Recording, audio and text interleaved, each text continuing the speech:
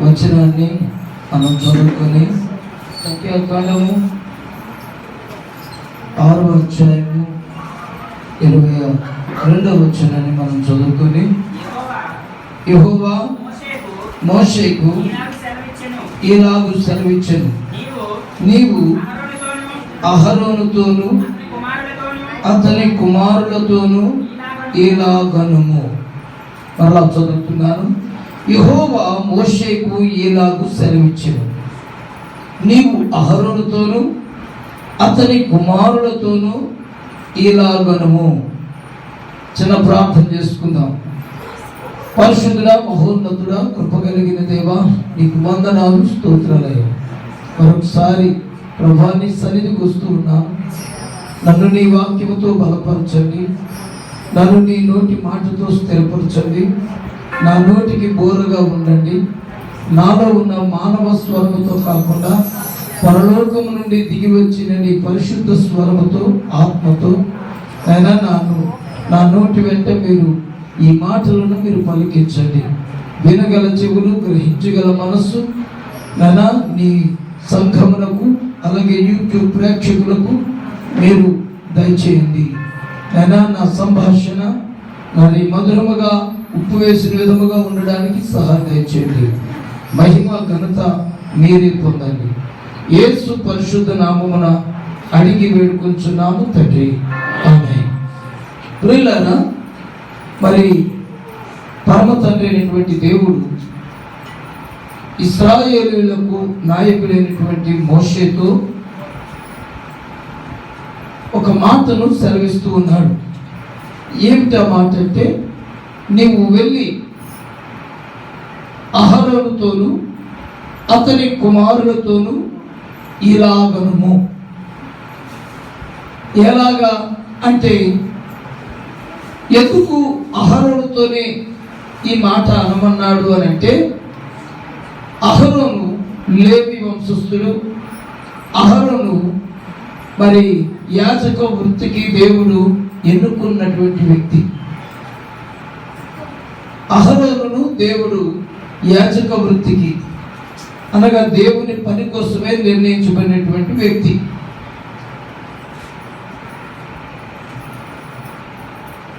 మనం చదువుకున్నటువంటి కీర్తనల భాగంలో 99వ కీర్తన 6వ వచనంలో కూడా మనం అది చూస్తూ ఉన్నాం.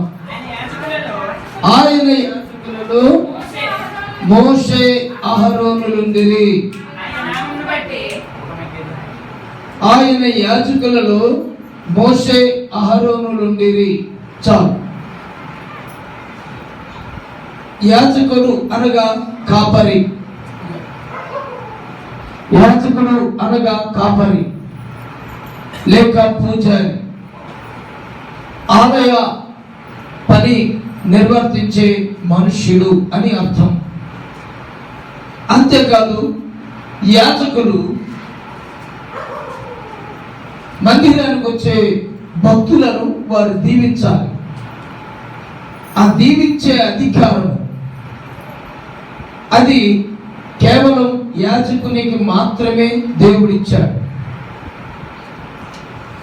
యాజకుడు దీవిస్తే, ఎందుకంటే మనం చూస్తాం, మొదటి నుంచి మనం చూస్తే బిలాము దగ్గరికి వస్తే బిలాముతో దేవుడు అంటాడు, నీవు ప్రేమించు వారిని నేను ప్రేమిస్తాను, నీవు దీవించు వారిని నేను దీవిస్తాను.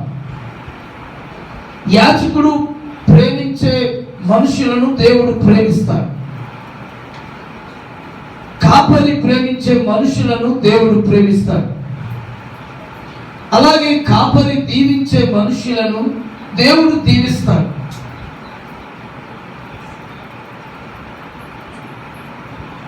ప్రియులను గమనించండి.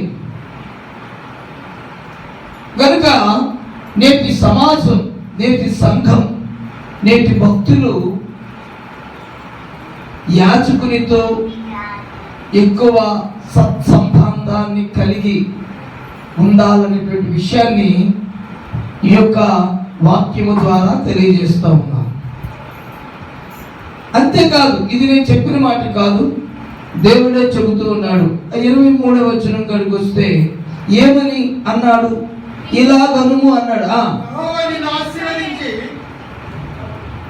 యెహోవా నిన్ను 23:3 మీరు ఇశ్రాయేలీయులను ఈలాగు దీవించవలెను. మోషేకి సెలవిచ్చిన మాట ఏంటంటే, నువ్వు వెళ్ళి అహరోనుతో అతని కుమారులతో ఇలాగూ చెప్పు. ఏమని ఎలా చెప్పమన్నాడు అంటే, ఇశ్రాయేలీయులను దీవించే పని, ఇశ్రాయేలులపై ఆశీర్వాదమును ఉండేటట్లుగా నీవు ఆయన వాళ్ళకి వెళ్ళి నువ్వు చెప్పు. ఎందుకంటే యాజకుడు దీవించాలి. సరే, ఏమని దీవించాలో అక్కడ 3 దీవెనలు మనకు కనిపిస్తాయి. ఆ క్రిందకు వస్తే, యెహోవా నిన్ను ఆశీర్వదించి నిన్ను కాపాడును గాక. యెహోవా నీకు తన సన్నిధిని ప్రకాశింపజేసి నిన్ను కరుణించును గాక. యెహోవా నీ మీద తన సన్నిధి కాంతి ఉదయింపజేసి నీకు సమాధానము కలుగజేయును గాక. 3 ఆశీర్వాదాలు. 1 కాపుదల, 2 దేవుని కరుణ కటాక్షం, 3వది వారికి సమాధానం. ఎప్పుడు వారు సమాధానము కలిగి ఉండాలి. సమాధానం లేకపోతే సంతోషం ఉండదు. కనుక ఏ ఇంట సమాధానం ఉంటుందో ఆ ఇంట సంతోషం అనేది పొంగి పొర్లుతూ ఉంటారు. దేశంలో ఉన్న మనుషులకు కావలసినవి 3. 1 దేవుని కాపుదల. దేవుడు ఎక్కడికి వెళ్ళినా, ఏ చోటుకు వెళ్ళినా వారిని కాపాడుతూ ఉండాలి. ఏ స్థలంలో ఉన్నా వారిని కాపాడాలి. అది ఎక్కడైనా సరే, కొండలు కావచ్చు, లోయలు కావచ్చు, పర్వతాలు కావచ్చు, అడవులలో కావచ్చు, ఏంటి ఎక్కడ అరణ్యము కావచ్చు, ఏ చోట ఉన్నా దేవుని యొక్క కాపుదల ఉంటే చాలు. దేవుడు మనలను కాపాడాలి. నువ్వు దీవించవలసిన ఆ 3 అంశాలు ఎలా దీవించాలి? ఈ యొక్క అధికారము ఎవరికి ఇచ్చాడు దేవుడు అంటే, అహరోను అలాగే అతని కుమారులకు. అహరోను అతని కుమారులకు. అహరోను ఒక్కడే కాదు, ఎందుకంటే అహరోను యాజకుడు గనుక యాజకుని కుమారులు కూడా దానికి సంబంధించినటువంటి వారే. కనుక సంఘము, సమాజము యాజకుడిని ఎలాగైతే గౌరవిస్తాదో యాజకుని పిల్లలను కూడా ఆ విధముగానే గౌరవించాలి.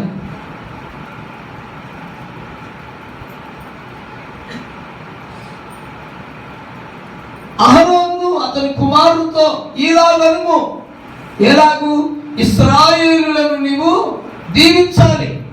ఏమని దీవించాలి అనంటే, 1 కాపాడును గాక, 2 కరుణించును గాక, 3 సమాధానమును కలుగజేయును గాక.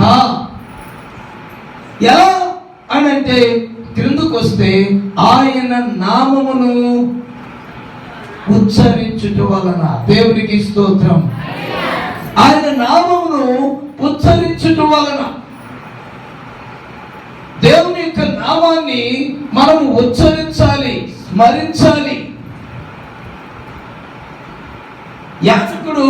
యాజకుడు ఆ నామాన్ని వారి మీద ఉచ్చరించినప్పుడు, వారి మీద చేతులుంచి ఆ మాటలు పలికినప్పుడు వారు దీవించబడతారు. మంచిది. అయితే ఎలాంటి వారు దీవించబడతారు? ఒక యాజకుడు అనేస్తే కాదు. యాజకుడు దీవిస్తే అందులో చెడ్డవారు ఉంటారు, అందులో కొందరు కఠినులు ఉంటారు, మూర్ఖులు ఉంటారు.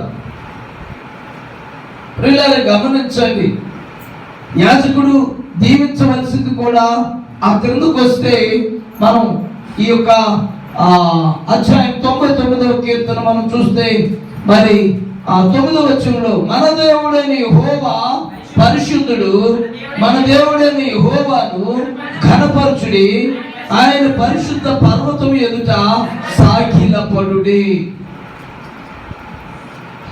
దేవుడు పరిశుద్ధుడు, అది గమనించాలి. పరిశుద్ధులైన వారిని దేవుడు, పరిశుద్ధులుగా ఉండే వారిని దేవుడు విడిచిపెట్టడు, వదిలివేయడు.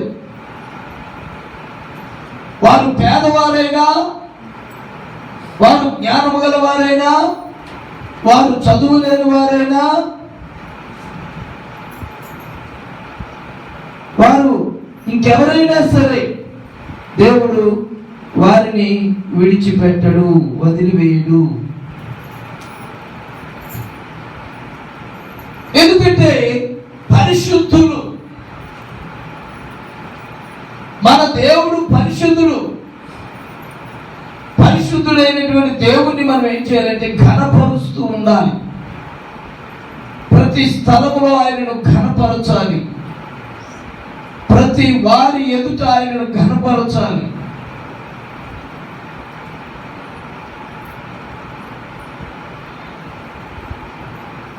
ఘనపరచడం అంటే ఎక్కడ? ఆదివారం ఆరాధనలో ఉన్నారు. ఆదివారం ఆరాధనకు వస్తే ఈ లోకంలో చాలా మంది ఎలాగుంటారు అంటే, ఇంటి దగ్గర ఒకలాగుంటారు, మందిరానికి వస్తే ఒకలాగుంటారు. చాలా మందికి యేసు ప్రభువును నమ్ముకున్నట్టు చాలా మందికి తెలియదు. నువ్వు యేసు ప్రభువును నమ్ముకున్నావో అన్నటువంటి విషయము నీ చుట్టూ ఉన్న సమాజానికి తెలియాలి, నీ చుట్టూ ఉన్న బంధువులకు తెలియాలి, నీ చుట్టూ ఉన్న స్నేహితులకు తెలియాలి, నీ చుట్టూ ఉన్న నీ కులముకు తెలియాలి.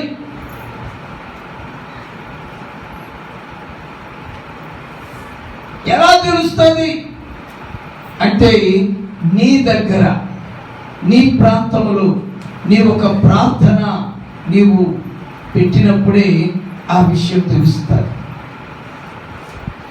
ఘనపరచుడి, యెహోవాను ఘనపరచుడి. బైబిల్ పట్టుకొని గుడికి వెళ్ళినట్టు అన్నిలో చూడండి భజనలు పెడతా ఉన్నారు.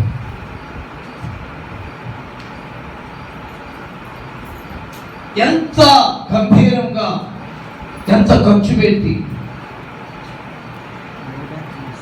కానీ నిజమైనటువంటి దేవుణ్ణి, ఘనమైనటువంటి దేవుణ్ణి మనము ఘనముగా ఘనపరచడానికి మనలో చాలా మంది వెనుకబడుతూ ఉన్నారు, వెనకాడుతూ ఉన్నారు. కారణం ఏమో నేననుకుంటాను,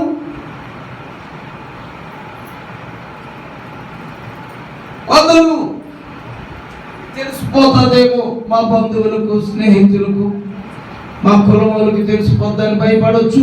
లేదంటే ధనము, ఒక ప్రార్థన పెట్టాలంటే మరి ధనం ఉండాలి. ధనము వల్ల చాలా మంది వెనుకాడవచ్చు. ఇలా రకరకాలుగా, వివిధాలుగా వెనుకాడేవారు ఉన్నారు. కనుక ఆదివారం గుడికి వెళ్ళి వచ్చేస్తే చాలులే. గుడి, ఆదివారం అనేది ఆరాధన, ఆదివారం అనేది ఆరాధన. కానీ నీ సమాజంలో, నీ సంఘములో, నీ ఇంటిలో, నీ కుటుంబంలో నీవు దేవుని ఘనపరుస్తున్నావా? ఇది మనం గుర్తించుకోవాల్సిన విషయం. దేవుడు చల్లగా చూడాలి అంటే ఆ దేవాది దేవుణ్ణి నువ్వు ఘనపరిచేవాడువై ఉండాలి.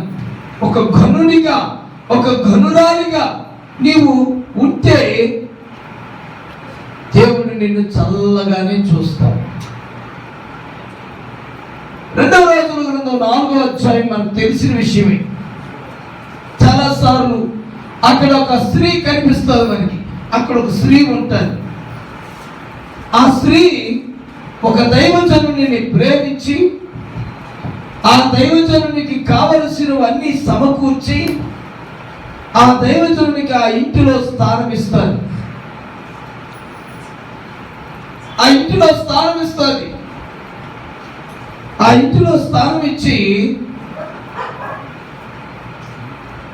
ఆ దైవజనుడు అంటది, అయ్యా మీరు ఎప్పుడు ఈ ప్రాంతము గుండా ఆ దైవజనుడు కొరకు ఒక గది, ఒక మంచం, ఒక బల్ల, ఒక దీపస్తంభం ఇవన్నీ అమర్చి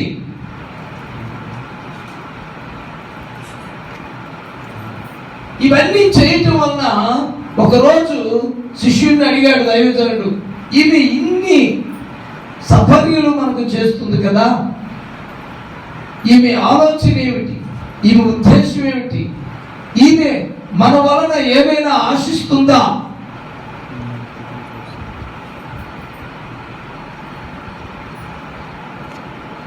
అని ఆ యొక్క ఘనురాలైనటువంటి ఆ స్త్రీని అడిగినప్పుడు ఆమె అన్నది, అవన్నీ నాకున్నాయి, నేనే ఒక అధికారి.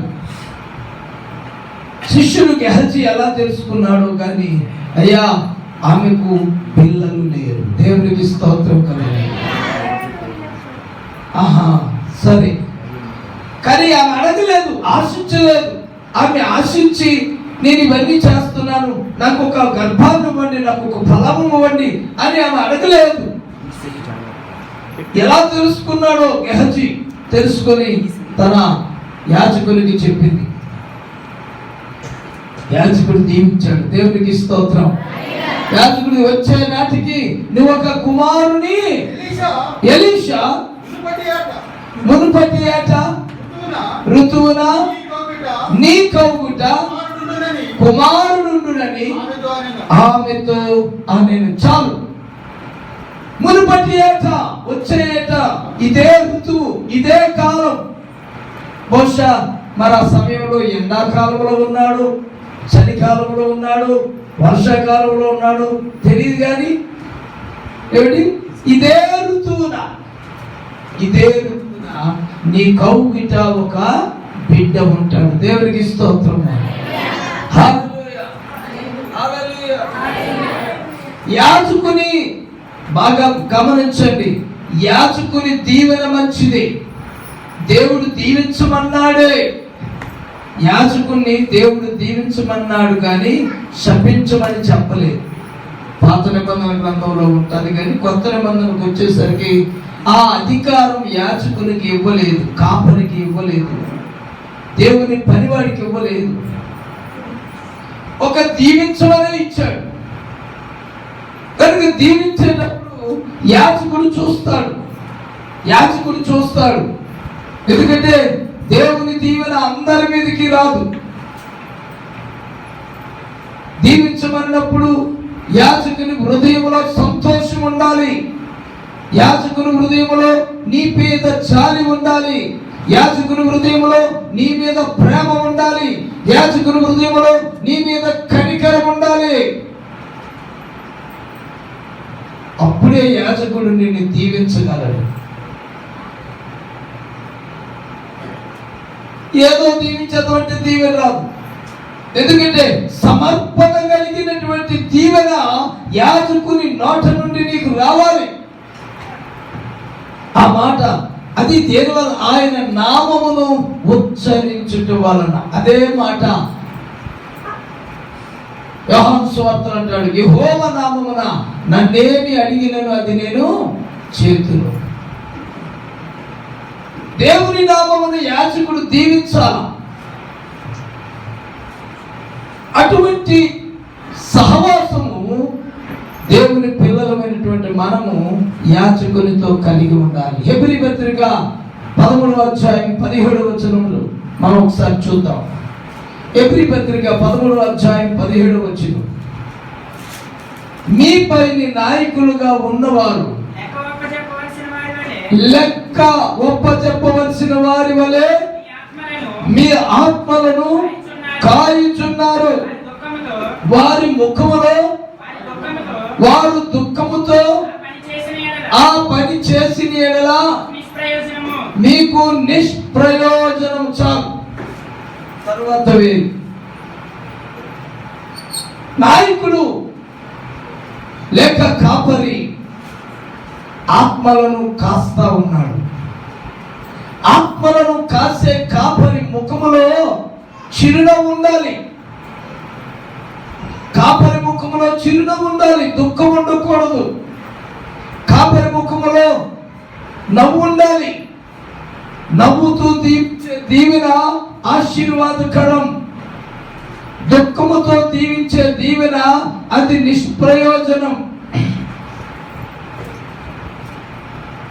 కాపరి ఎప్పుడు నవ్వుతుంటాడు. కాపరికి కష్టం వచ్చినప్పుడు, కాపరితో ఒక మంచి సహవాసం మీరు కలిగి ఉన్నప్పుడు, ఏమిటి ఇంకా రకరకాలుగా కాపరికి అధికముగా కానుకలు ఇస్తున్నప్పుడు నేననలేదన్నమాట. సొలొమోను అంటాడు ఒక చోట, చాటున ఇచ్చిన బహుమానము క్రోధమును చల్లార్చును.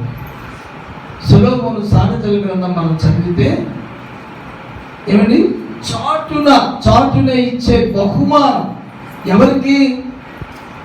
కాపరులైన వారికి, దేవుని సేవకులైన వారికి. కొందరు కాలుకిస్తారు, చిరాగ్గా ఉంటారు. సందర్భమును బట్టి మీ కానుక ఎలా ఉండాలి అంటే అది ఘనముగా ఉండాలి. కానుకొచ్చేటప్పుడు లెక్కలేయకూడదు.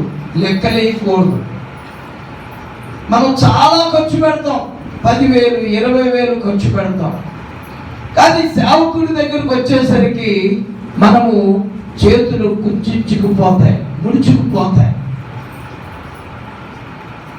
ఎంత ఇవ్వాలని అడగకూడదు. కొంతమంది పాస్టర్ గారు ఎంత అండి కానుక అంటారు. కానుక ఎంత అని పాస్టర్ గారిని అడగకూడదు. అది మీకు మీరుగా నిర్ణయించుకోవాలి. ఎవరికైనా, ఏ సేవకుడికైనా సరే, బయట నుంచి వచ్చే కాపరికైనా సరే, అది మీ హృదయానుసారమైనటువంటి కానుక, మీ హృదయమును బట్టి మీరు ఇచ్చే కానుక. ఆ కానుక వలన ఏమిటి, ఆ సేవకుడు ఆ సేవ చూసిన తరువాత సంతోషిస్తాడు. నా కష్టానికి తగిన ఫలం వచ్చింది, నేను కష్టపడినందుకు తగిన ఫలం వచ్చింది.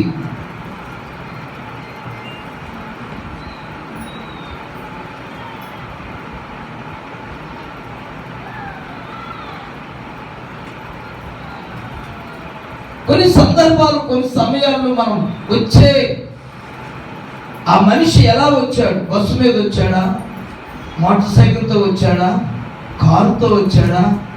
బస్సుతో అయితే ఎంత కానుక ఇవ్వచ్చు, మోటార్ సైకిల్తో వస్తే ఎంత కానుక, ఎందుకంటే ఆయిల్ లెక్క వస్తారు. అదే కారుతో వస్తే ఇంకా ఎక్కువ లెక్క వస్తారు. దానిని బట్టి మనము మన కానుకలను నిర్ణయించుకోవాలి మనమే. మీరిచ్చే కానుక అతనికి కోపము కలిగించకూడదు, చిరాకు కలిగించకూడదు. ఎందుకంటే సేవకులు మాకు తెలుసు, కొన్నిసార్లు కొన్ని సమయాలలో సేవకుడు కూర్చున్నప్పుడు ఆ మాటలు మేము చెప్పుకుంటా ఉంటాం, ఆ మాటలు మేము మాట్లాడుతూ ఉంటాం.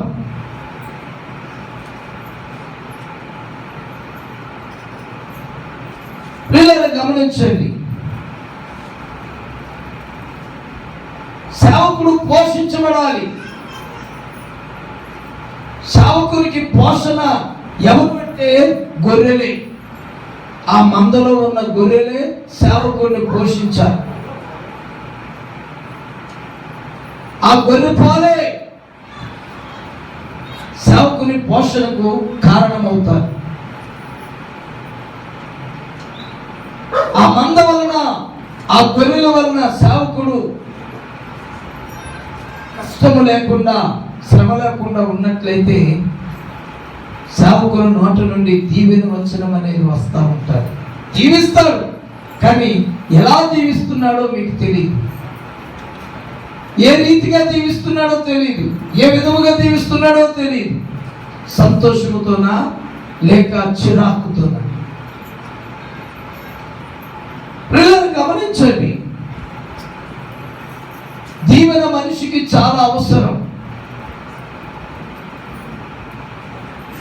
మొదటిది దీవెన కావాలి అని అంటే మనము పరిశుద్ధముగా ఉండాలి, పరిశుద్ధులమై ఉండాలి. అంటే మన జీవితాన్ని మనం పరిశుద్ధపరచుకోవాలి. రెండవది 12 దీనులను దరిద్రులను బాధపెట్టి బలాత్కారం చేత నష్టము కలుగజేయుటయు తాకట్టు చెల్లింపకపోవుటయు విగ్రహముల తట్టు చూచి హేయ కృత్యములు జరిగించుటయు అప్పిచ్చి వడ్డీ పుచ్చుకొంటయు లాభము చేపట్టుటయు ఈ మొదలగు క్రియలు చేసిన యెడల వాడు బ్రతుకునా బ్రతుకడు? ప్రశ్న జవాబు. వాడు బ్రతుకునా? అక్కడ ప్రశ్న, అక్కడ ఆశ్చర్యార్థకము ఏమండి, ఆ కిందే సమాధానం ఒకే ఒక ముక్కతో తేల్చేశాడు. వాడు బ్రతుకునా, వాడు బ్రతుకునా, బ్రతుకడు. చాలా మంది ఇక్కడ ఇవన్నీ అపవిత్రతకు సూచనగా ఉన్నాయి. ఇవన్నీ దేనికి సూచనగా ఉన్నాయి? అపవిత్రతకు సూచనగా ఉన్నాయి. అపవిత్రమైనటువంటి పనులకు మనం సూచనగా ఉన్నాం.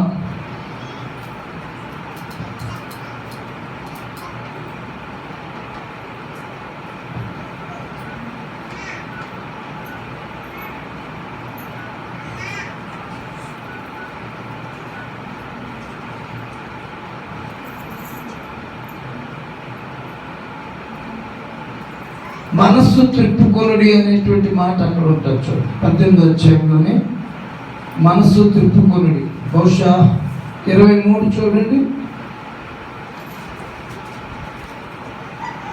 23 కానీ 24, 27 లోపు. మనస్సు త్రిప్పుకొనుడి, మీరేలా మరణము నొందుదురు. చదవండి. మరియు దుష్టుడు తాను చేయుచు వచ్చిన దుష్టత్వము నుండి మరలి నీతి న్యాయములను జరిగించిన యెడల తన ప్రాణము రక్షించుకొనును. అతడు ఆలోచించుకొని తాను చేయుచు వచ్చిన చేయక మానెను గనుక అతడు మరణము నొందక అవశ్యముగా బ్రతుకును. దేవునికి స్తోత్రం. ఇక్కడ మనిషి ఎందుకు చనిపోతాడు? మనిషి ఎందుకు బ్రతుకుతాడు? మనిషి బ్రతకాలంటే అంటే బ్రతుకులు రెండు. మరలా అక్కడ మీరు గమనించాలా, ఈ లోకములో బ్రతుకు, ఈ లోకము విడిచిన తరువాత బ్రతుకు. రెండు బ్రతుకులు, రెండు మరణాలు, రెండు పుట్టుకలు. గమనించుకోవాలి అందరూ. రెండు పుట్టుకలు ఉన్నాయి. ఒకటి శారీరకమైన పుట్టుక, తల్లి గర్భములో నుండి వచ్చిన పుట్టుక, మొదటి పుట్టుక. ఆ తరువాత రెండవ పుట్టుక ఏమిటంటే, నువ్వు పాపివి గనుక, తల్లి గర్భములో నుంచి పాపముగా నువ్వు వచ్చావు గనుక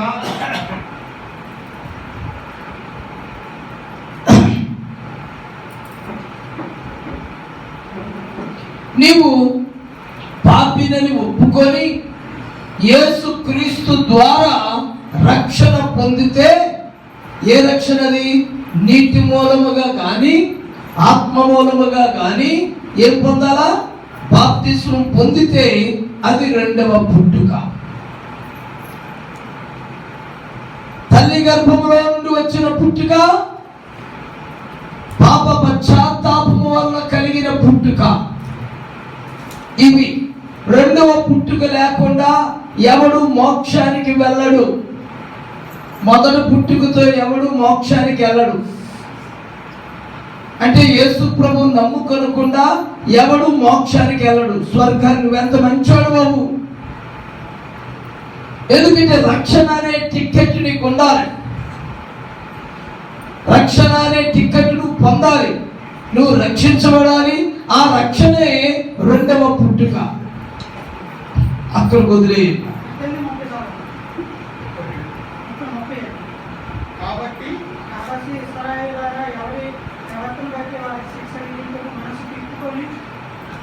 అదే 30. కాబట్టి ఇశ్రాయేలీయులారా, ఎవని ప్రవర్తనను బట్టి వారికి శిక్ష విధింతును, మనస్సు త్రిప్పుకొని మీ అక్రమాల మీకు శిక్షాకారకులు కాకుండానట్లు వాటన్నిటినీ విడిచిపెట్టుడి. దేవునికి స్తోత్రం. మనస్సు త్రిప్పు అంటే మొదటి పుట్టుక అయిపోయింది. ఇప్పుడు మరణాలు 2 మరణాలు. ఒకటి శారీరకమైన మరణం, 2 ఆత్మీయమైన మరణం. శారీరక మరణము ఇక్కడ అందరికీ ఉంటుంది. మంచివారేమి, చెడ్డవారేమి, మూర్ఖులేమి, కోపిష్ఠులేమి, ఏమండి, అందరికీ, భక్తులకేమి, భక్తిహీనులకేమి, అందరికీ ఇక్కడ మరణం వస్తుంది. ఎక్కడ? భూమి మీద ఉన్న ప్రతివానికి మరణం వస్తుంది. ఈ మరణము కాదు, ఈ మరణము అందరికీ వస్తుంది. రెండవ మరణంలోనే మీరు బ్రతకాలి. అక్కడ కూడా బ్రతికుంది మీకు.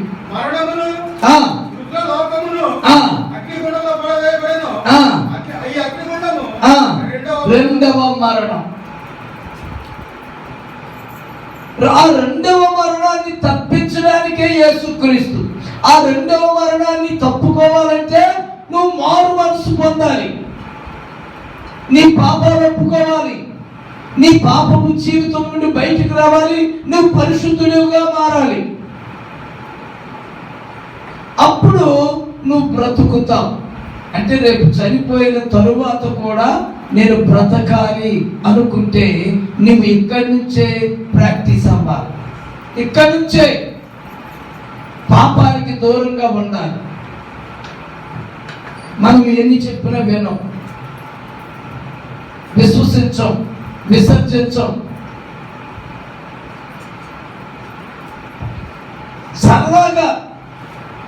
సరదా కోసం వెళ్ళామండి అంటమ్మా.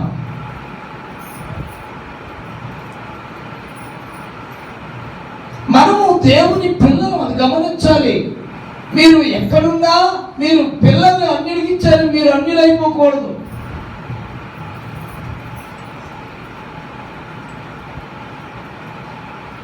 పిల్లలకి ఇచ్చారు, వాళ్ళకి ఎలాగ తోసేసారు నరకంలోకి. వాళ్ళు మారితే మార్పు, లేకపోతే లేదు. వాళ్ళు బాధలు పడాల. వాళ్ళతో పాటు మనము వెళ్ళామనుకోండి, లోకం మనం చూస్తుంది.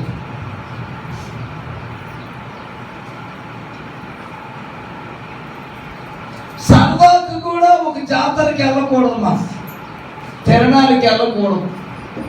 అది అపవిత్రమైన స్థలం. సరదాకైనా వెళ్ళకూడదు. మా పిల్ల వెళ్తుంది కదా, ఆ పిల్లకు తోడుగా వెళ్తానని అనకూడదు.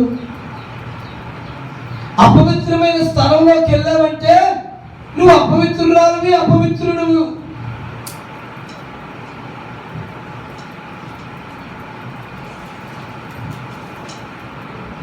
గమనించాలి. అక్కడ ఎవరు చూస్తారా చూడరా అని కాదు. చాలా మందికి ఇదే, ఇక్కడ నన్ను ఎవరు చూడరు అనుకునే నేను చంపేశాను, నన్ను ఎవరు చూడలేదు అనుకున్నాడు ఆహాబు. తన భార్య అనే యెజబెలు మాట విని ఆ పేదవాడి ద్రాక్ష తోట కోసం ఆ పేదవాడిని చంపేశాడు. ఎవ్వరూ చూడలేదు అనుకున్నాడు. దేవుడు ఏలియాను పంపించాడు. ఏలియా వచ్చి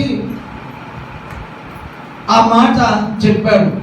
ఏ చోటనైతే నాబోతు యొక్క రక్తమును కుక్కలు నాకెనో అదే చోట నీ రక్తమును కూడా కుక్కలు నాకుతాయి నాయనా అన్నాడు. అనగానే ఆహాబు బెదిరిపోయాడు. నా పగవాడా, నేను నీ చేతికి చిక్కుబడి తినా అన్నాడు. నిజంగా ఎవరు చూడలేదు. మన రోగాలు ఇవి పెరుగుతూ ఉంటాయి. జీవించవలసిన మనం, ఆరోగ్యముగా ఉండవలసిన మనం, మన ప్రవర్తనను బట్టి, మన తీరును బట్టి మనం కొన్నిసార్లు అందులో పడిపోతూ ఉంటాం. మీరు ఎంతమంది ఏ విధంగా ఉన్నారో నాకు తెలియదు. ఎందుకంటే దేవుని నమ్మిన పిల్లలము కనుక దేవుని రాజ్యములో ఉండాలి. దేవుని దీవెనకు మనం దగ్గరగా ఉండాలి. దేవుని దీవెన వచనము మనకు పడితే అది మనకు క్షేమము అనే విషయంతో మనము జీవించాలి.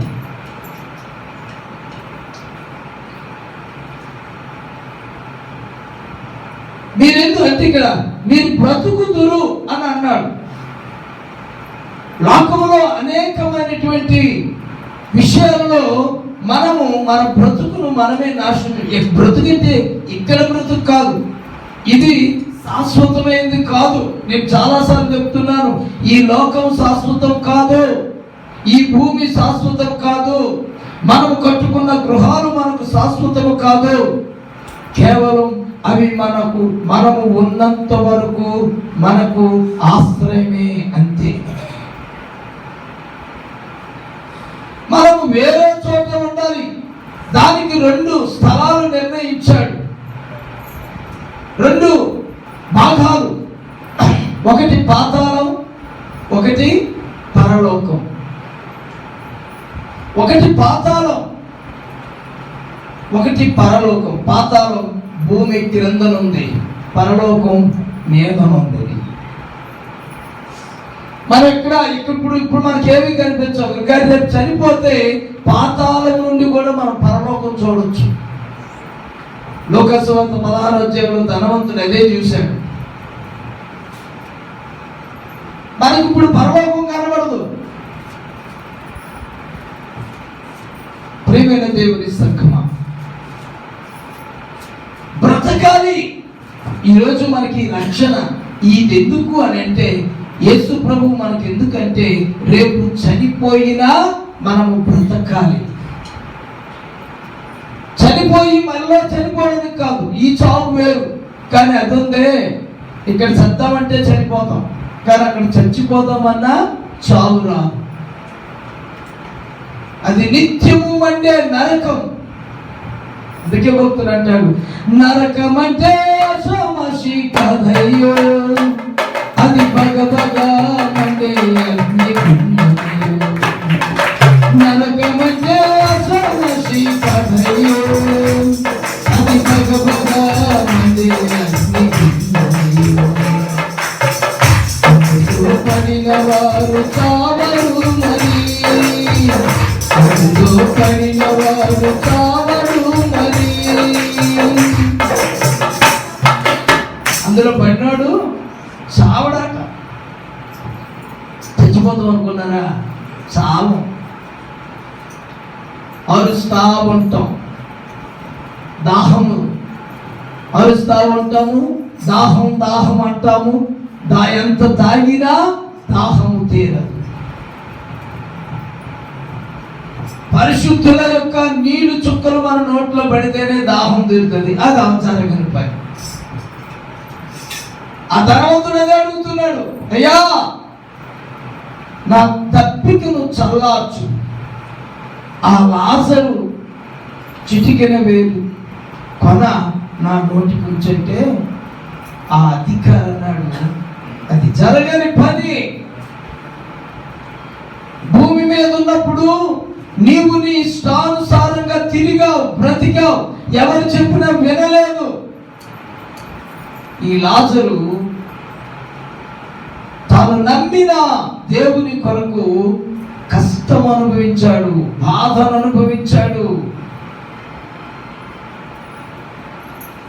ఆ తర్వాత ఇంకా బాధపడుతున్నాడు. ఏమని, అయ్యా నాకు భూమి మీద ఇంకా 5 అన్నదమ్ములు ఉన్నారు, ఇక్కడ ఇంత వేదన ఉందని వారికి తెలియదు, ఒక్కసారి నన్ను పంపించు అన్నాడు. దానికి అధికారి అన్నాడు, భూమి మీద నా మనుషులు ఉన్నారు, నా మనుషులు ఇక్కడ దాని గురించి వాళ్ళు చెబుతూ ఉంటారు, అది చెప్పినప్పుడు వారు విని వారు జీవిస్తే వారు పరలోకంలో ఉంటారు అని చెప్పారు. ఈరోజు ఈ ఆదివారాలు, ఈ సభలు, ఈ గృహకూటాలు ఇవన్నీ ఎందుకంటే రేపు చనిపోయినా నువ్వు బ్రతకాలి, ఆ బ్రతుకు కోసమే. అందుకే అన్నాడు, మరణము తప్పించుట యెహోవా వశం. ఎవరి వశం అండి? అది మనుషుల్లో లేదు. మరణమును తప్పించేది దేవుని చేతిలో ఉంది. ఏ మరణం అంటే ఈ మరణం కాదు, ఈ మరణం కాదు. ఇది అందరికి పిలిపోతుంది. ఈ మరణం పిలికెలగుంటుందో తెలుసా? గుండెపోటుతో చనిపోవచ్చు, కిడ్నీలు పోయి చనిపోవచ్చు, ఊపిరితిత్తులు పోయి చనిపోవచ్చు, లేకపోతే గ్యాస్ట్రిక్తో చనిపోవచ్చు, షుగర్ ఎక్కువైపోయి చనిపోవచ్చు, ఏ లారీ గుర్తు చనిపోవచ్చు, ఏ నదిలో మునిగో చచ్చిపోవచ్చు. మీరు అంటారు, అదేంటండి ఆ దేవుడు కాపాడలేదా? నీ మరణం ఎలా రాస్తుందో నీకు తెలియదు, నాకు తెలియదు. నేను ఎలా చనిపోతానో నాకు తెలియదు. అది దుర్భరంగా ఉంటుందో తెలియదు, సుఖంగా ఉంటుందో తెలియదు. కానీ ఇక్కడ మరణాలు అలాగే ఉంటాయి. మంచివాడికైనా ఏమిటి, చెడ్డవాడికైనా, మంచివాడైనా సరే నలిగి నలిగి చనిపోవచ్చు, విసిగి విసిగి చనిపోవచ్చు. ఈ మరణం అందరికీ ఇది ఎలా ఉంటుందో తెలియదు, ఏ విధంగా ఉంటుందో తెలియదు, ఏ ఏ ఏ తీరుగా వస్తుందో తెలియదు. ఈ మరణం ఏది, భూమి మీద వచ్చే మరణము ఎలా వస్తుందో తెలియదు.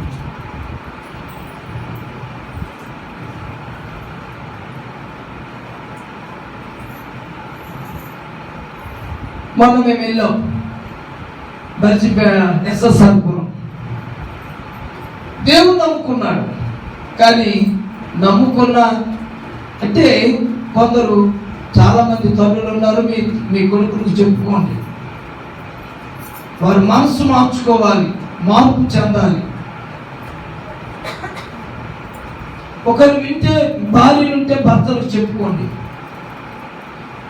ఎందుకంటున్నానంటే ఆ బర్రెలు నేనే చేశాను, సమాధి నేనే చేశాను. అతను ఒక త్రాగుబోతు. దేవుణ్ణి అయితే నమ్ముకున్నాడు, కానీ దేవుని సన్నిధికి మాత్రం మహా అయితే ఆ పాస్టర్ గారు ఇచ్చిన సాక్ష్యం ఏంటంటే, నమ్ముకొని ఇన్ని సంవత్సరాలు 3 సార్లు వచ్చి ఉంటాడండి, అంతే. గమనించండి, మీరు 3 సార్లు వచ్చారు, పెళ్ళి అయిపోయిన కదా కొందరు మానేస్తున్నారు. ఆటలకి ఇస్తున్నారు విలువ, ఆటలకి ఇస్తున్నారు, డాన్సులకి ఇస్తున్నారు విలువ,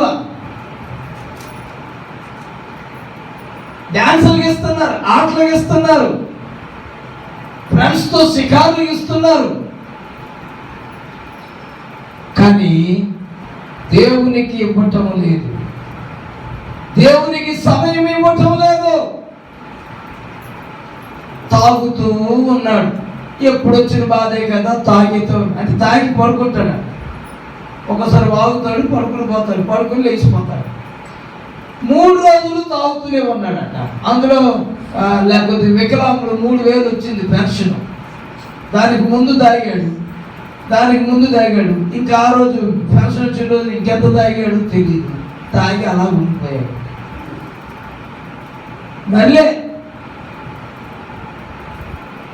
గమనించండి, హాయిగా ఉన్నానులే, బతికేస్తున్నానులే అని అనుకుంటున్నావా? హఠాత్తుగా సంఖ్యాకాండము అక్కడ 6వ అధ్యాయం చూడండి.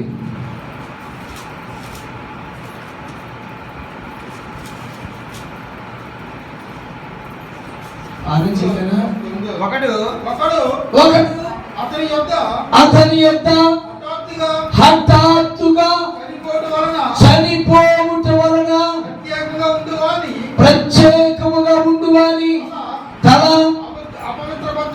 అపవిత్రపరచబడిన యెడల అతడు పవిత్రపరచబడి దినమున అనగా 7వ దినమున తన తల గొరిగించుకొనవలెను. హఠాత్తుగా చనిపోతాడు. చెప్పి చనిపో, ఆడు హఠాత్తుగా చనిపోయాడు. బతుకుతాడు, పడుకున్నాడు కదా అనుకున్నారు ఇంటిల్లి పాది కూడా. నిద్దట్లోనే అయిపోయాడు. ఎన్ని సంవత్సరాలు తెలుసా? 35 లోపే. ముసలోడు కాదు. అందుకే 20వ గ్రంథంలో ఉంటుంది. 20వ గ్రంథం 9వ అధ్యాయంలో యవనస్తులతో దేవుడు మాట్లాడుతున్నాడు. మీ యవ్వనులను తీసుకొని పోవుటకై మరణము మీ కిటికీల గుండా ఎక్కి వస్తుంది, జాగ్రత్త. యవనస్తులైనటువంటి వారు జాగ్రత్త. యవన మోసులో పడిపోయి, యవనపు సరదాలో పడిపోయి దేవుని వదిలేస్తున్నావా? దేవుని సన్నిధికి రావడం మానేస్తున్నావా? ఒకానొక దినమున నువ్వు హఠాత్తుగా మరణిస్తావు. అంతేకాదు, ఆ మరణమే నిన్ను సరాసరి నరకానికి తీసుకెళ్తాడు. చచ్చిపోయి నువ్వు పరలోకానికి వెళ్తామనుకుంటున్నావా? తాగుబోతులు పరలోకానికి వెళ్ళరు. గమనించండి, చెప్పుకోండి, నేర్చుకోండి. తాగుతూ ఉండేవారు నేను తాగుబోతునే కానీ నేను పాపం చేయలేదు అనుకుంటున్నావా? తాగుబోతులు దేవుని రాజ్యానికి వెళ్ళరు. తిరిగి వారు దేవుని రాజ్యానికి వెళ్ళరు. సుమారు 11 మంది, 11 రకాల మనుషులు దేవుని రాజ్యానికి వెళ్ళరు. ఆ 11 రకాల మనుషులు మనలో ఉన్నాం. మొదటి కొరింథీయులకు రాసిన పత్రిక 6వ అధ్యాయం అనుకుంటాను. చూడండి ఒకసారి.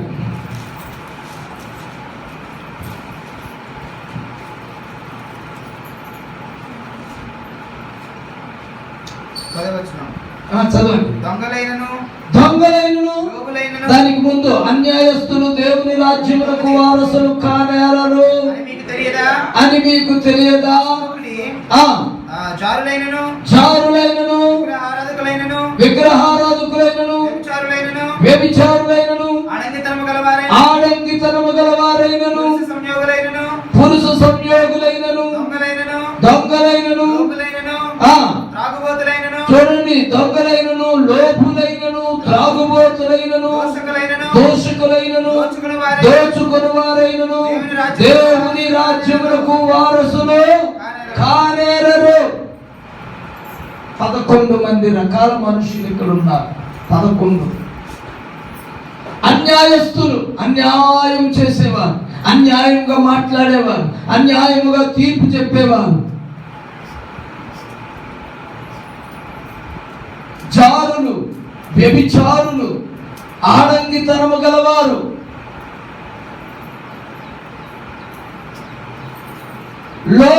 లోపులంటే పిరికివారు. ఇక్కడైతే ప్రకటన గ్రంథంలో అయితే 8 రకాలు ఉంటాయి. 8 ఉంటాయి. పిరికివారులు, అవిశ్వాసులను, అసహ్యులను, నరహంతకులను, వ్యభిచారులను, మాంత్రికులను, విగ్రహారాధకులను, అబద్ధికులందరూ అగ్ని గంధకములతో మండు. ఇది రెండవ మరణం. రెండవ మరణం అని. మొదటి మరణం గురించి మీరు బాధపడకండి. చచ్చిపోతాం. ఏ దినమైనా చచ్చిపోతాం, ఏ రోజైనా చనిపోతాం. ఒక దైవజనులు ఇలాగే పెళ్లి చేస్తూ చనిపోయారు. పెళ్లి చేస్తుండగానే ఆ పెళ్లి లాస్ట్ ప్రమాణం అయింది. ఆయన అలా ఒప్పుకూలిపోయారు. పెద్ద దైవజనులు, వయసు అయిన ఆయన, అంటే యమనస్తులు కాదు, ముసలాయన. ఇదేంటి దేవుడు వాక్యం చెప్తుండగా చనిపోయాడా అని అనుకుంటాం. మరణం అలా పిలిచింది ఆయనకి. హార్ట్ అటాక్ వచ్చిందేమో, అలా పడిపోయాడు. 3 రోజులు తాగి వాడు అలా చచ్చిపోయాడు. హఠాత్తుగా లేస్తాడేమో అనుకుంటున్నారు. వాడు చనిపోయించాడు. 3 గంటలకి ఎంతమంది చనిపోయాడు. కానీ అది నిర్ధారణ అయ్యేసరికి సాయంత్రం 7-8 అయింది. నాకు ఫోన్ వచ్చింది. అయ్యగారు నాకు ఉదయమే రమ్మంటాడు. నేను రాత్రి 2 గంటలకు, ఇంకా తెల్లారి 8 గంటలకు వచ్చేది అయ్యగారంటే వెళ్ళిపోయాడు. మరి చేస్తాం. గమనించండి, అతడు బ్రతుకును మారు మనస్సు అతడు మనస్సు త్రిప్పుకొని ఎడలా, అతడు మనస్సు మార్చుకొని ఎడలా, అతడు తన అలవాట్లను మార్చుకొని ఎడలా బ్రతుకుతాడు. ఎక్కడా? పరమందు. దేవునికి స్తోత్రం. ఆ మరణము తప్పించుకోవాలి. ఆ మరణం తప్పించుకోవాలంటే ఒకటి, 2వ జన్మ ఎత్తాలి. నువ్వు ఇక్కడ 2వ జన్మ ఎత్తాలి. 2వ పుట్టుక పుట్టాలి. రెండవది, నువ్వు పరిశుద్ధులుగా ఉండాలి. నీకు కలంకం అంటకూడదు, నీకు కలుషము అంటకూడదు. నువ్వు అపవిత్రుడిగా ఉండకూడదు, అపవిత్రురాలుగా ఉండకూడదు, అపవిత్రమైన స్థలములోకి నువ్వు వెళ్ళకూడదు.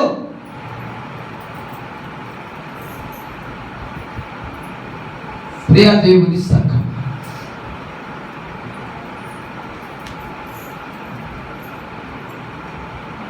మార్చుకో నీ జీవితము, నీ అలవాట్లు మార్చుకో.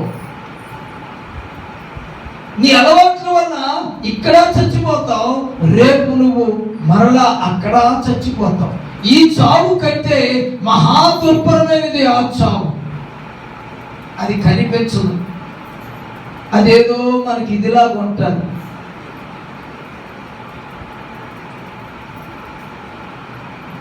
అవి చెప్పడానికే ఆదివారపు పాఠాలు.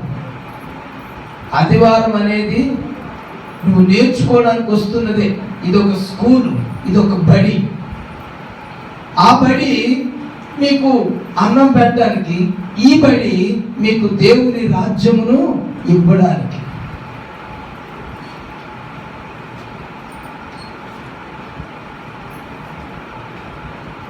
దేశంలో, లోకంలో అవమానం,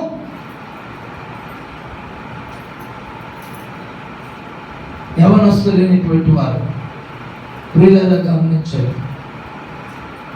ఎహెజ్కేలు గ్రంథం 33వ అధ్యాయం.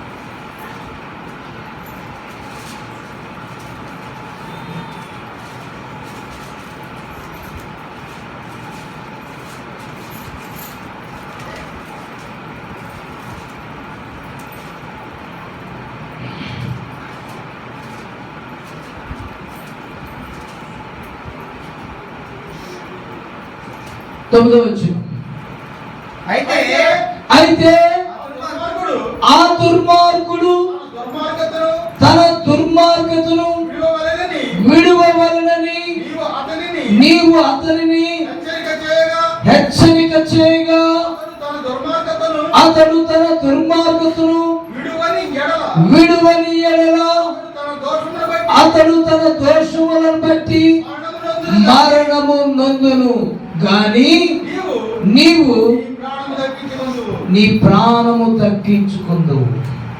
ఎవరు ప్రాణం దక్కించుకుంటారు? చెప్పినవాడు ప్రాణం దక్కించుకుంటాడు, వినని వాడు మరణిస్తాడు.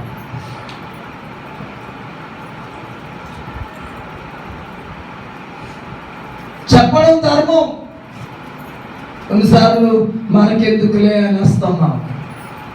ఎవరైనా చెప్పాలి, చెప్పడం ధర్మం.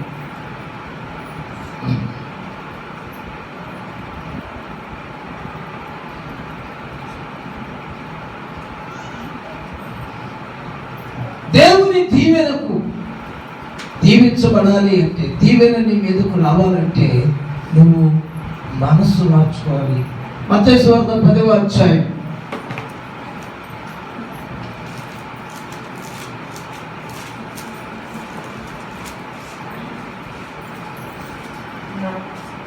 18:3 క్షమించండి. మత్తయి సువార్త 18వ అధ్యాయం 3. మీరు మార్పు నొంది బిడ్డల వంటి వారైతేనే గాని పరలోక రాజ్యములో ప్రవేశింపరని మీతో నిశ్చయముగా చెప్పుచున్నాను. ప్రియులారా గమనించండి, యేసు ప్రభువారు ఆయన జీవించిన కాలంలోనే, ఆయన ఇక్కడ ఒక నరునిగా మనిషిగా ఉన్న కాలంలోనే ఆయన చెప్పినటువంటి మాట, ఒక ప్రసంగంలో ఆయన చెప్పిన మాట, మీరు మార్పు నొంది బిడ్డల వంటి వారైతేనే గాని. ఎలా మారాలో తెలుసా? చిన్న పిల్లల వలె. ఎందుకంటే చిన్న పిల్లలకు పాపం అంటే ఏమిటో తెలియదు. చిన్నపిల్లలకు పాపం తెలియదు. వాళ్ళని కసిరి, వాళ్ళని కోప్పడి మరలా పిలిస్తే మరలా మన దగ్గరికే వస్తారు.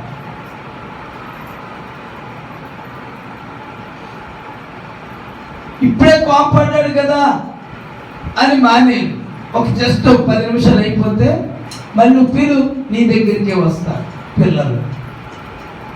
అంటే అటువంటి మనస్సు మనకు పిల్లల వంటి. అందుకే యేసు ప్రభువారు అన్నారు, పరలోక రాజ్యానికి వెళ్ళాలంటే నీ మనసు పసిపిల్లవాని వలె మారాలి. అంటే ఇక దాన్ని ఏమంటారంటే సిగ్గులేనితనం అంటారు. సిగ్గులేదు. మనం చాలాసార్లు అంటాం, కొందరు ఏమంటారు తెలుసా, ఇప్పుడే కదా మా తమ్ముడు అనుకున్నాడు, ఇప్పుడే కదా తిట్టుకున్నాడు, సిగ్గులేదు నీకు అంటారు. అంటే ఏంటి? శత్రుత్వం పెంచుకుంటే, ద్వేషం పెంచుకుంటే మనం గొప్పగా ఎన్ననుకున్నా ఏమనుకున్నా మరలా వారితో నవ్వుతూ మాట్లాడితేనే నువ్వు పరలోకానికి వెళ్తావు. అది గుండెల్లో కుంపట్లాగా పెట్టుకున్నావు అనుకో, నీకు పరలోకము లేదు, నువ్వెంత ప్రార్థన చేసినా. మొదట ఒక మాట చెప్పాను, ప్రియులారా, దీవెన కావాలి అంటే, దీవెన నీ మీదకి రావాలంటే నువ్వు పరిశుద్ధుడుగా ఉండాలి. నువ్వు అనుకోవచ్చు, నేను బాగా ప్రార్థన చేసుకుంటున్నాను, నేను బాగా బైబిల్ చదువుకుంటున్నాను, నేను బాగా పాటలు పాడుకుంటున్నాను. పాడుకో, ఎవరొద్దన్నారు? బాగా పాటలు పాడుకో, బైబిల్ బాగా చదువుకో, ఏమిటి బాగా ప్రార్థన చేసుకో. నువ్వు ఎన్ని చేసినా మరలా నువ్వు సహవాసం అనేది, సేవకునితో నీ సహవాసము సరిగా ఉంటేనే దీవెన నీ మీదకు వస్తుంది. ఆ దీవెన నీకు చెందుతుంది. ద్వేషపూరితమైన దీవెన రాదు, స్వార్థపూరితమైన దీవెన రాదు, అసూయపరమైన దీవెన రాదు.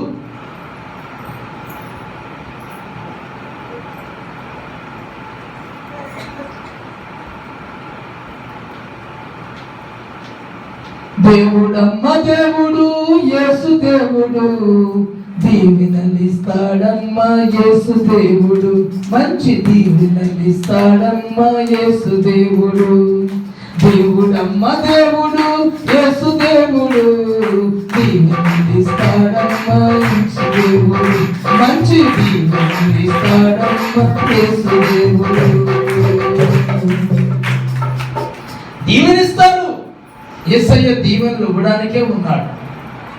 కానీ ఆ దీవెన పొందుకునేటువంటి ఒక గుణము నీలో ఉండాలి. దీవెన నీ మీదకి రావాలంటే ఒకటి, నువ్వు పరిశుద్ధులుగా ఉండాలి. దీవెన నీ మీదకి రావాలంటే రెండు, నీకున్న దుర్మార్గతను, నీకున్న దుష్ట క్రియలను నువ్వు విడిచిపెట్టాలి. నీ దుర్మార్గతను విడిచిపెట్టాలి. నువ్వు ఏమేం చేస్తున్నావు ఇలా చదివారు. అప్పిచ్చి వడ్డీ తీసుకోవడం కూడా పాపమే. లాభము ఆశించడం పాపమే. ఇలా చాలా ఉన్నాయి. దీనులకు బలత్కారం,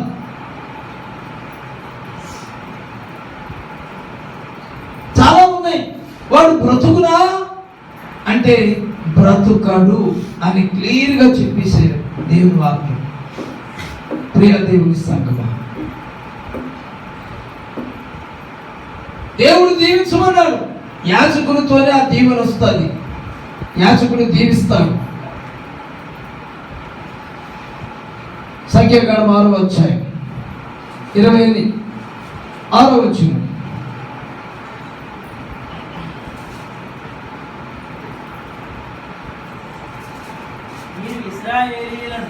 మీరు ఇశ్రాయేలీయులను ఈలాగు దీవింపవలెను. యెహోవా నిన్ను ఆశీర్వదించి నిన్ను కాపాడునుగా. అక్కడ కాదు, 26వ వచనం.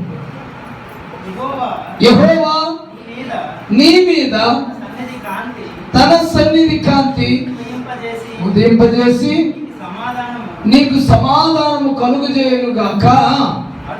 అట్లు వారు ఇశ్రాయేలీయుల మీద నా నామమును ఉచ్చరించుట వలన మీరు వారిని ఆశీర్వదించెదరు. దేవునికి స్తోత్రం. ఆయన నామమును వారి మీద ఉచ్చరించుట వలన వారు ఆశీర్వదింపబడతారు. దేవుని యొక్క ఆశీర్వాదం కావాలి అంటే కాస్త మనం శ్రమ పడాలి, ప్రయాసపడాలి. మన శరీరమును పోషించుకోవడానికి నీవు ఎలాగైతే శ్రమ పడుతున్నావో, ప్రయాసపడుతున్నావో, ఆత్మీయమైనటువంటి ఆ దేవుని రాజ్యములోనికి నువ్వు చొరబడాలంటే భూమి మీద నువ్వు కాస్త శ్రమ పడాలి, ప్రయాసపడాలి. ప్రార్థనల యందు, సువార్తల యందు, సభల యందు. అంతేకాదు నీ బ్రతుకును కూడా, నీకున్న చెడు అలవాట్లను మార్చుకోవటానికి నువ్వు ప్రయాసపడాలి. ప్రయాసపడితేనే నువ్వు భూమి మీద ప్రయాసపడితే 5,000 ప్రయాసపడితే ఎలాగైతే నీ నోటికి ఆహారం అవుతుందో, దేవుని కొరకు కూడా నువ్వు ప్రయాసపడితేనే నీకు దీవెన అనేటువంటిది కలుగుతూ ఉంటాయి. దేవుడు నిన్ను కాపాడాలి.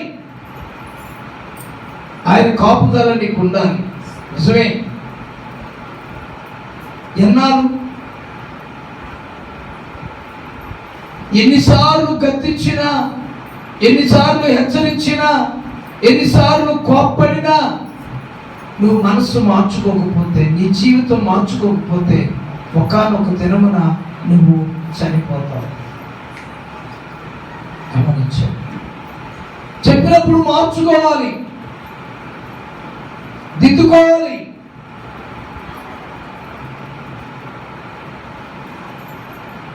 నువ్వెన్నాళ్ళు ఉంటావు? నీ జీవితం ఉన్నంత వరకు కూడా ఇటువంటి చెడు అలవాటు నీకు లేకుండా నీవు ఇప్పుడు కూడా సరి చేసుకోవాలి. నీ పాపాన్ని కడుక్కుంటూ ఉండాలి.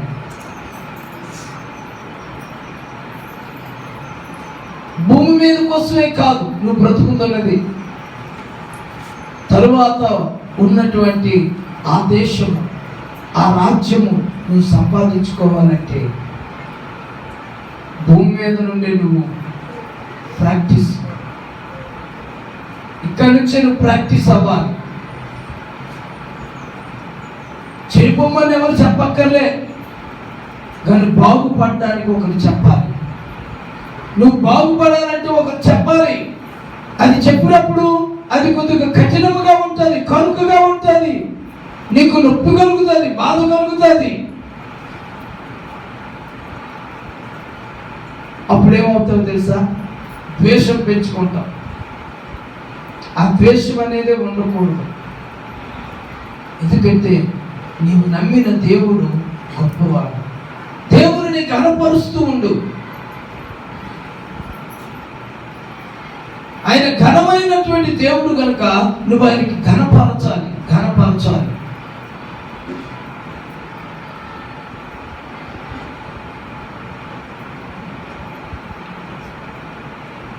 రాను రాను రాను రాను దిగజారిపోతున్నాం.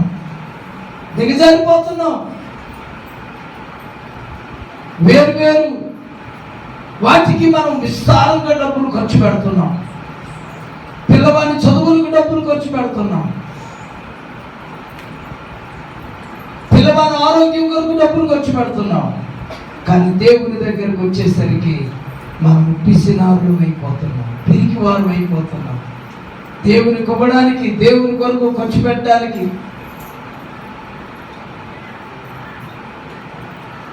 గొరిగేస్తున్నాం.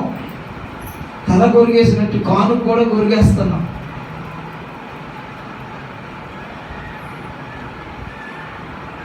గమనించండి, యెహోవా పరిశుద్ధులు, యెహోవా పరిశుద్ధులు కనుక పరిశుద్ధుడైన దేవుని మీరు ఘనపరచుడి.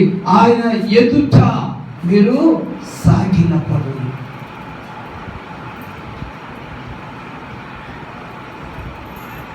నేను పరిశుద్ధుని కనుక మీరును పరిశుద్ధులై ఉండండి అని చెప్పాడు దేవుడు. పరిశుద్ధతయే ప్రభు రాజ్యానికి ప్రథమ మెట్టు. పరిశుద్ధతయే. పరలోక రాజ్యానికి 5 మెట్లు చెప్పాను. అందులో ప్రథమ మెట్టు పరిశుద్ధత. పరిశుద్ధతతో ఉంటే నువ్వు ప్రభు రాజ్యానికి వెళ్తావు. ధనవంతుడు పరిశుద్ధతను కాపాడుకున్నాడు. ఏమండి, ఆహారం లేకపోయినా పరిశుద్ధతను కాపాడుకున్నాడు. తిండికి లేకపోయినా పరిశుద్ధతను కాపాడుకున్నాడు. శ్రమలలో విశ్వాసం కాపాడుకో, శోధనలో పరిశుద్ధత కాపాడుకో. శ్రమలలో విశ్వాసం కాపాడుకో, శోధనలో పరిశుద్ధత కాపాడుకో.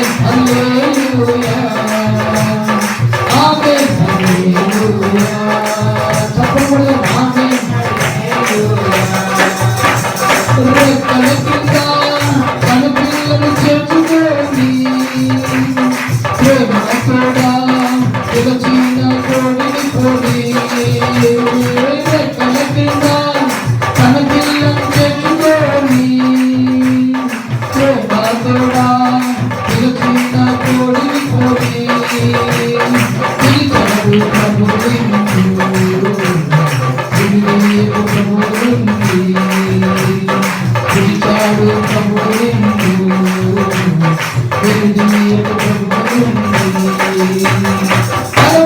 విషయమా పరిశుద్ధ భూషణములతో కరుణికై అలంకరించి సిద్ధపడే వరకు ఆమేన్ హల్లెలూయా ఆమేన్ హల్లెలూయా ఆమేన్ హల్లెలూయా ఆమేన్ హల్లెలూయా నా గొర్రెలు నా స్వరము వింటాయి అవి ఎన్నడూ నన్ను వెంబడిస్తాయి నా గొర్రెలు నా స్వరము వింటాయి అవి ఎన్నడూ నన్ను వెంబడిస్తాయి అన్నాడు ప్రభు యేసు అనుసరించు ప్రభు యేసుని అన్నాడు ప్రభు యేసు అనుసరించు ప్రభు యేసుని పరమాత్మ పరిశుద్ధ భూషణములతో కరుణికై అలంకరించి సిద్ధపడే వరకు ఆమేన్ హల్లెలూయా ఆమేన్ హల్లెలూయా ఆమేన్ హల్లెలూయా ఆమేన్ హల్లెలూయా ప్రేమలో విశ్వాసం కాపాడుతూ శోధనలో పరిశుద్ధత కాపాడుతూ ప్రేమలో విశ్వాసం కాపాడుతూ శోధనలో పరిశుద్ధత కాపాడుతూ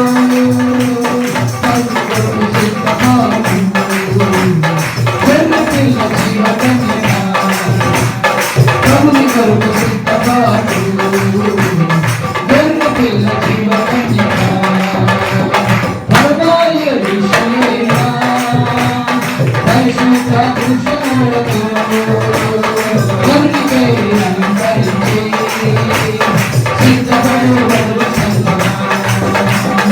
ఆమేన్ హల్లెలూయా ఆమేన్ హల్లెలూయా ఆమేన్ హల్లెలూయా ఆమేన్ హల్లెలూయా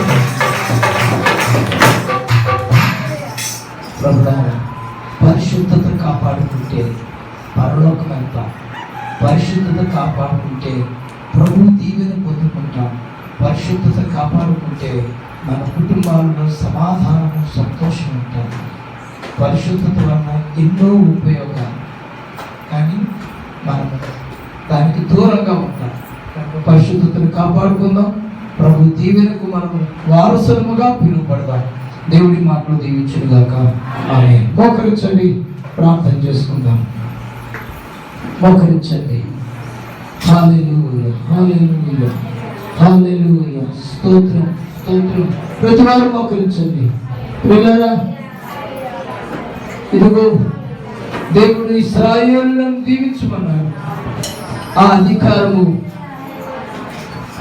యాజకుడైన అహరోను వారి సంతతికి ఇచ్చాడు కనుక యాజకుడు దీవించాలి యాజకుల దీవెన వచ్చిన ఇశ్రాయేలును పొందుకోవాలంటే ప్రియులారా వారి పరిశుద్ధతను కాపాడుకోవాలి రెండు వారు మారు మనసు పొందాలి మూడవది విత్తన వలె జీవించాలి జీవించినప్పుడు దేవుని దీవెనకు వారు వారసులు అవుతారు నాయకులను ఏడిపించకండి కాపరులను ఏడిపించకండి వారిని దుఃఖముతో ఉంచకండి వారు ముఖములో చిరునవ్వును మీరు చూడండి దేవుని దాసుని యొక్క దీవెన మీకు చాలా అవసరం ప్రియులారా ఆయన శపించొద్దన్నాడు కానీ దీవించమన్నాడు దాసుని యొక్క దీవెన మీకు కావాలి దాసుని ఆశీర్వాదం మీకు కావాలి దానికి మీరు ఉత్సాహముగా ప్రభు కొరకు ప్రయాసపడి జీవించండి ప్రార్థన చేసుకుందాం పరిశుద్ధుల దేవానికి స్తోత్రం యేసయ్యా మీకు వందనాలు విన్న ఈ మాటలు వారి హృదయాల్లో మీరు ఫలింప చేయండి ప్రభా సాతాను ఎత్తుకొని పోకుండా భద్రపరచండి పదే పదే ఈ మాటలు వారు వింటూ నైనా వారి యొక్క విశ్వాస జీవితాన్ని చక్కదిద్దుకోవడానికి మీరు సహాయం చేయండి యేసు నామములో అడిగి వేడుకొనుచున్నాము తండ్రి ఆమేన్.